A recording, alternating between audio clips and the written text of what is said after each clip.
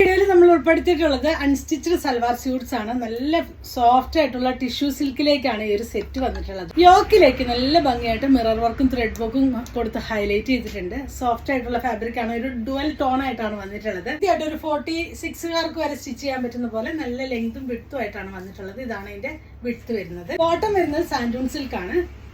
Dupatta 2.5 metre ലെങ്ത്തിൽ നല്ല lengthy ആയിട്ട് വരുന്ന ഒരു ദുപ്പട്ടയാണ്. ഇതാണ് ഇതിന്റെ ക്ലോസർ ലുക്ക് വരുന്നത്. നല്ല ഭംഗിയുള്ള കളേഴ്സിലാണ് വന്നിട്ടുള്ളത്. റേറ്റ് വരുന്നത് 1590 ആണ് ഇതിന്റെ പ്രൈസ്. ഇതാണ് അതിന്റെ ഔട്ട്ലുക്ക് വരുന്നത്. ഭംഗിയുള്ള യെല്ലോ ഷെയ്ഡിലേക്കാണ്. ഹൽദിക്കൊക്കെ പോകുമ്പോഴാണേലും ഒരു ഫംഗ്ഷൻ ഓറിയന്റഡ് ആയിട്ടൊക്കെ വേറെ ഇത് പോകാം. ഇതാണ് അതിന്റെ ക്ലോസർ ലുക്ക് വരുന്നത്. ഭംഗിയുള്ള കളേഴ്സിലാണ് വന്നിട്ടുള്ളത്. ദുപ്പട്ട വന്നിട്ടുള്ളത് ഇതാണ്. ഫുള്ളായിട്ടൊരു സെറി ബോർഡർ ഒക്കെ കൊടുത്ത് നല്ല ഭംഗിയായിട്ട് ചെയ്തിട്ടുണ്ട്. ഇതിന്റെ പ്രൈസ് വരുന്നത് 1590 വിത്ത് ഫ്രീ ഷിപ്പിംഗ് ആണ് വരുന്നത്. ഒരു ഗ്രീനിഷ് ബ്ലൂ ഷെയ്ഡിലേക്കാണ്. ഇതാണ് അതിന്റെ ക്ലോസർ വ്യൂ വരുന്നത്.